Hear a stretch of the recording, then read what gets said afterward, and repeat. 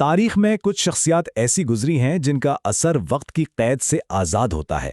آج ہم ایسی ہی ایک عظیم ہستی حضرت ابراہیم علیہ السلام کی زندگی کے سفر پر چلیں گے، جنہیں ایک ایسے خاص لقب سے یاد کیا جاتا ہے جو ان کے اور ان کے رب کے درمیان ایک بہت ہی گہرے تعلق کو ظاہر کرتا ہے۔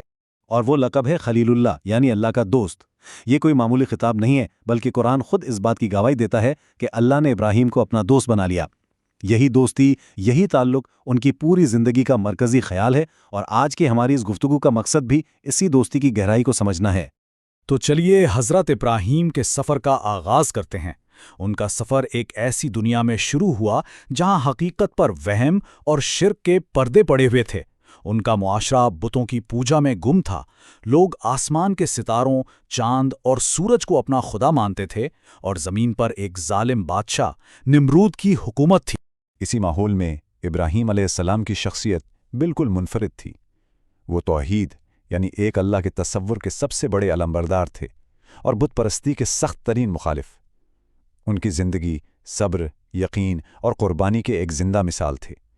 اور ذرا سوچئے، سب سے بڑی آزمائش تو یہ تھی کہ ان کے اپنے والد آزر خود اپنے ہاتھوں سے وہی بت تراشتے تھے جن کی حقیقت کو ابراہیم چیلنج کر رہے تھے۔ لیکن ان کا یہ سفر وہیں سے شروع نہیں ہوا۔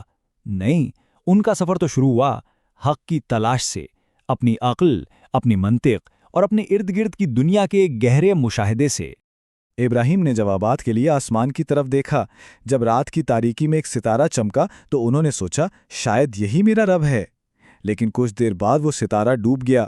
پھر چاند نکلا، پہلے سے زیادہ روشن اور بڑا، مگر اس کا انجام بھی وہی ہوا۔ آخر میں جب دن کے وقت سورج اپنی پوری آب و تاب سے نکلا تو گمان ہوا کہ بھئی یہی سب سے بڑا ہے، یہی رب ہو سکتا ہے، لیکن شام ہوتے ہی وہ بھی نظروں سے اوجھل ہو گیا۔ تب ابراہیم نے ایک حتمی نتیجہ اخذ کیا: میں ڈوب جانے والی چیزوں سے محبت نہیں کرتا۔ اس سادہ سی منطق کے ذریعے وہ اس ایک خالق کی حقیقت تک پہنچ گئے جو کبھی غروب نہیں ہوتا۔ اور یوں ان کی تلاش ایک اٹل یقین پر آ کر ختم ہوئی: میرا رب صرف اللہ ہے جو آسمانوں اور زمین کا خالق ہے۔ یہ صرف ایک جواب نہیں تھا، یہ ایک اعلان تھا جس نے ان کے عظیم مشن کی بنیاد رکھ دی۔ اب جب حق واضح ہو گیا تو ابراہیم نے اس یقین کو صرف اپنے تک محدود نہیں رکھا، انہوں نے قائم شدہ نظام کو چیلنج کرنے کا فیصلہ کیا، اور اس کی شروعات اپنے ہی گھر، اپنی ہی قوم سے کی۔ ایک دن موقع مل گیا جب ان کی پوری قوم ایک تہوار منانے کے لیے شہر سے باہر گئی تو ابراہیم نے ایک کلہاڑی اٹھائی اور سیدھا ان کے مندر کا رخ کیا۔ وہاں ان کا سامنا ان بے جان بتوں سے ہوا جن کے آگے لوگ سجدے کرتے تھے۔ یہ کوئی غصے میں کی گئی توڑ پھوڑ نہیں تھی، بلکہ ایک بہت سوچا سمجھا منصوبہ تھا۔ انہوں نے تمام چھوٹے بتوں کو توڑ ڈالا، لیکن سب سے بڑے بت کو چھوڑ دیا، اور وہ کلہاڑی اسی بڑے بت کے گلے میں لٹکا دی۔ ان کا مقصد صرف بت توڑنا نہیں تھا، بلکہ اپنی قوم کی سوچ کو توڑنا تھا۔ جب قوم واپس آئی اور یہ منظر دیکھا تو غصے سے بھڑک اٹھی۔ انہوں نے پوچھا، ہمارے خداؤں کے ساتھ یہ کس نے کیا ہے؟ ابراہیم کا جواب بہت دلچسپ اور حکیمانہ تھا۔ انہوں نے کہا، اس بڑے والے سے پوچھ لو، اگر یہ بول سکتا ہے تو۔ اس ایک جواب نے لوگوں کو لاجواب کر دیا۔ انہیں مجبوراً یہ ماننا پڑا کہ ان کے یہ خدا نہ بول سکتے ہیں، نہ سن سکتے ہیں، اور نہ ہی اپنی حفاظت کر سکتے ہیں۔ جب دلیل ختم ہو جاتی ہے تو پھر طاقت کا استعمال شروع ہوتا ہے۔ بادشاہ نمرود کے حکم پر ابراہیم کی اس بغاوت کی سزا موت مقرر کی گئی۔ لیکن سزا سے پہلے نمرود اور ابراہیم کے درمیان ایک مشہور مناظرہ ہوا۔ نمرود نے بڑے غرور سے کہا، میں زندگی دیتا ہوں اور میں ہی موت دیتا ہوں۔ ابراہیم نے اس کے اس جھوٹے دعوے کو ایک ایسی دلیل سے چیلنج کیا جس کا کوئی جواب نہ تھا۔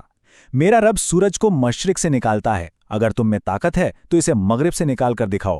اس پر نمرود بالکل خاموش، ہکا بکا رہ گیا۔ دلیل میں شکست کھانے کے بعد نمرود نے اپنا آخری اور سب سے ظالمانہ ہتھیار استعمال کیا۔ اس نے حکم دیا، اسے آگ میں پھینک دو۔ ابراہیم کے لیے ایک بہت بڑی دہکتی ہوئی آگ تیار کی گئی۔ لیکن عین اس لمحے جب ابراہیم کو آگ میں پھینکا جانے والا تھا تو طاقت اور دلیل کا مالک صرف اللہ تھا۔ آسمان سے ایک حکم نازل ہوا، اے آگ، ابراہیم پر ٹھنڈی اور سلامتی والی ہو جا۔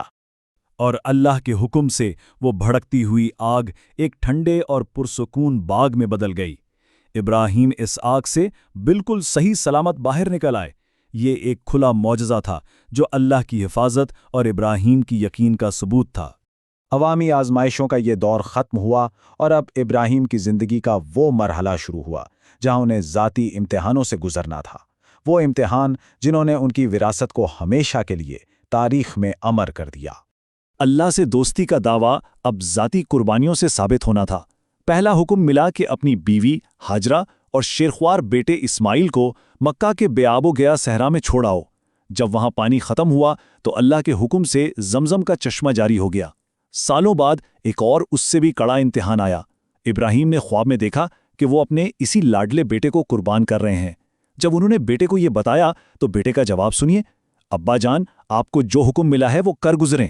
لیکن جیسے ہی ابراہیم نے چھری چلائی، اللہ نے بیٹے کی جگہ ایک دمبا بھیج دیا۔ یہی وہ عظیم قربانی ہے جس سے آج بھی پوری دنیا میں عید الاضحیٰ کے دن یاد کیا جاتا ہے۔ ان عظیم آزمائشوں کے بعد باپ اور بیٹے یعنی ابراہیم اور اسماعیل نے مل کر اللہ کے گھر کعبہ کی تعمیر کی۔ یہ صرف ایک اللہ کی عبادت کا مرکز تھا جو آنے والی تمام نسلوں کے لیے توحید کی علامت بن گیا۔ اور یہیں سے ابراہیم کی نسل پوری دنیا میں پھیلی۔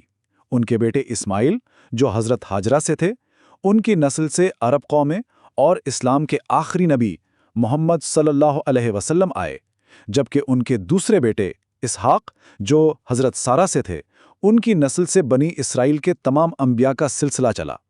یوں وہ صحیح معنوں میں قوموں کے باپ کہلائے۔ ابراہیم کا مقام اتنا بلند ہے کہ قرآن انہیں صرف ایک فرد نہیں بلکہ اپنے آپ میں ایک پوری امت قرار دیتا ہے۔ اس کا مطلب یہ ہے کہ ان کا یقین، ان کا کردار اور ان کا اثر اتنا گہرا تھا کہ وہ اکیلے ہی ایک پوری قوم کے برابر تھے۔ تو آخر میں سوال پھر وہی ہے، اللہ کا دوست ہونے کا اصل مطلب کیا ہے؟ شاید اس کا جواب ابراہیم کی زندگی میں ہی چھپا ہے۔ عقل سے حق کو پہچاننا، ہمت سے باطل کو چیلنج کرنا اور ہر آزمائش پر مکمل طور پر سر جھکا دینا۔ ان کا سفر ہمیں یہ سوچنے پر مجبور کرتا ہے کہ ایمان اور اللہ سے دوستی کے حقیقی معنی کیا ہیں۔ اگر آپ کو یہ تفصیلی گفتگو پسند آئی تو اسے لائک کریں، اپنے دوستوں کے ساتھ شیئر کریں اور اس طرح کے مزید گہرے موضوعات پر ہماری آئندہ پیشکش کے لیے سبسکرائب کرنا نہ بھولیں۔